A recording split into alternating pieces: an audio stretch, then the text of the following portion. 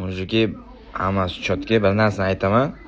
Men MMAga umuman tayyor emas edim. Faqatgina chiqqanimdan beri 3 oy, 6 oy vaqt o'tdi, 7 oy vaqt o'tdi. Faqatgina kulachkaga tirnoqqa qilib kulachga urishaman deb. Ya'ni MMA bo'lib ketdi. Shuning uchun video qo'ydim-da. Men o'zimni ayblayotganim yo'q. Nima deydim? O'zimni oqlayotganim yo'q-da, aybim yo'q deb, to'g'ri. Lekin mana boksyor odam ham birdaniga urushib ketsa, kurashga qanaqa bo'ladi? Shunaqa narsa bo'ldi-da. Hammasi hech narsa emas, inshaalloh yaxshi bo'ladi.